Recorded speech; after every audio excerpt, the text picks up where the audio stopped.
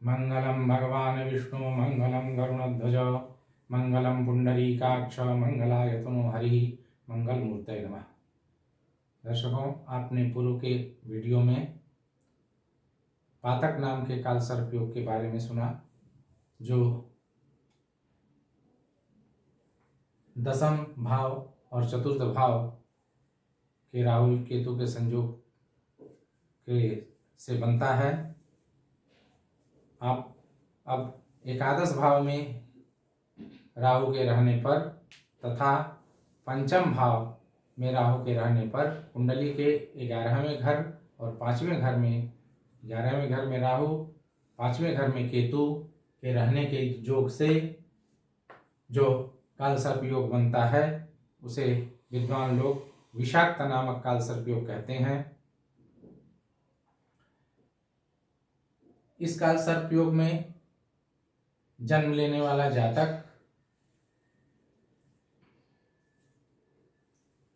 का पूर्ण जीवन ही असफल होता है।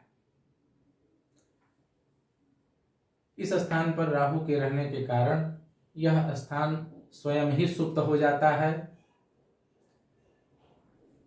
इस स्थान को उद्दीप्त करने के लिए जातक बहुत से ही धर्म कार्यों में प्रवृत्ति कर बनाता है, फिर भी पूर्णतः असफल होता है।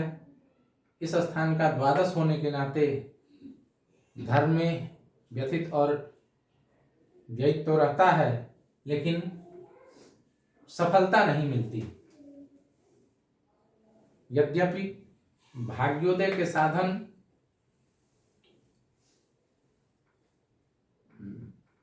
अनीतिगत और अधर्मगत विषयों से सर्वाधिक होता है, ऐसा जातक नौकरी इत्यादि भी करता है अथवा व्यापार भी करता है,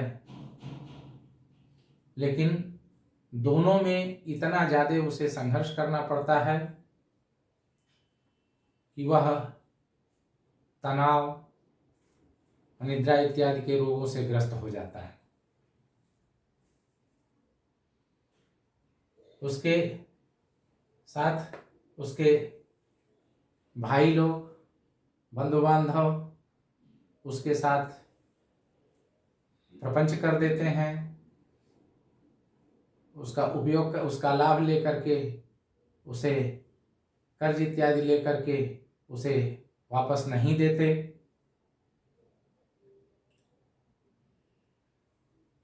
यद्यपि उसका सप्तम स्थान भार्या भाव उसके प्रति काफी अनुकूल होता है, लेकिन जातक स्वयं भार्या पर उतना ध्यान नहीं दे पाता।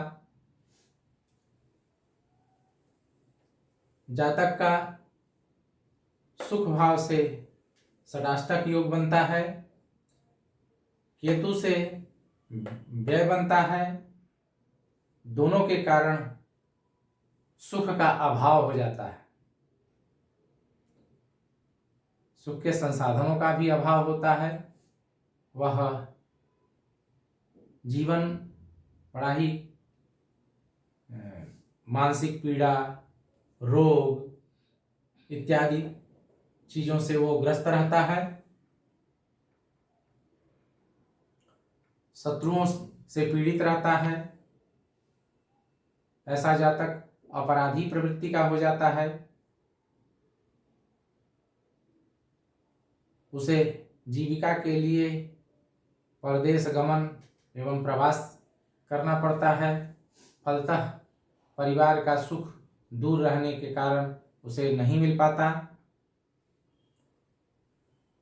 अपराधी प्रवृत्ति होने के कारण उसका जीवन रहस्यमय हो जाता है। अचानक उसके साथ दुर्घटनाएं घटती हैं, जिसके प्रभाव में अदृश्यमय ढंग से, जिसकी कोई सूचना किसी नहीं लग पाती, उसका अंत हो जाता है। वह तरह तरह के चिंताओं से ग्रस्त रहता है। बाहर से वह बहुत अच्छा अपने को प्रदर्शित करने का प्रयास करता है और भीतर से बहुत ही ज़्यादा वह तनाव में रहता है। उसे जीवन के उत्तर काल में असाध्य रोग ग्रस लेते हैं। हमेशा ही उसे कुछ न कुछ शारीरिक परेशानियों को सामना करना पड़ता है। शरीर में कोई न कोई रुग्णता, कोई न कोई दोष बना रहता है। कभी कभी उसे रोग आदि कष्ट का इतना अधिक प्रभाव होता है जिससे उसे मृत्युतुल्य कष्ट तक होता है। ऐसे जातक को प्रवासी ही जीवन बिताना पड़ता है। वह परिवार के साथ अपने घर में, अपने आवास पर वह नहीं रह पाता।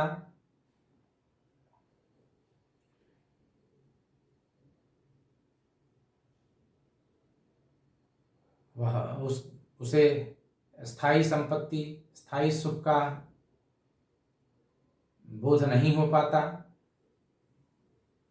वह उपार्जन और उद्यमन तो करता है, परंतु उसके संपत्ति का सुख वह स्वयं नहीं ले पाता। वह अपनी उपलब्धित कमाई हुई संपत्ति का भोग स्वयं नहीं कर पाता। उसकी विद्या पूरी नहीं हो पाती, पढ़ाई लिखाई और विद्या पूर्ण नहीं हो पाती। टूटी फूटी किसी तरह से थोड़ा बहुत वो पढ़ लेता है, फिर अन्य लोगों के प्रभाव से वह जीविका का साधन बनाता है जो अनीतिगत होती हैं। शासन प्रशासन से उसका विरोध होने के नाते उनका भी कोपभाजन करना होता है। उसे कारागार इत्यादि तक की कठिनाइयों का सामना करना पड़ता है।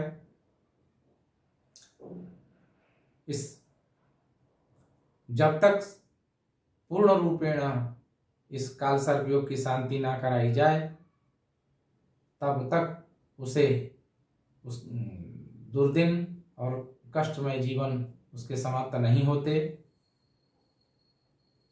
विषाक्त नामक कालसर्प की शांति के लिए जातक को नागबली नामक कार्य अवश्य करना चाहिए। बिना नागबली किए इस प्रकार के दोषों का परिशमन नहीं होता। तथा रात्रि में भगवती महादेवी दुर्गा के सहस्त्र नाम का नियमित पाठ करना चाहिए। भगवान शंकर के साथ दिव्य दुर्गा की आराधना करनी चाहिए तथा अपने जन्मदिन के दिन सौभाग्यवती स्त्रियों को बुलाकर पूजन करके और उन्हें भोजन कराना चाहिए, जिससे इस प्रकार के योगों की शांति रहती है। शांति कराने के साधन का सहयोग हमारी पुस्तक कालसर्प शांति नामक पुस्तक से सहयोग ले सकते हैं अथवा पूर्ण रूपेण शांति का साधन जानने के पूछने के लिए संपर्क भी कर सकते हैं। हरि ओम।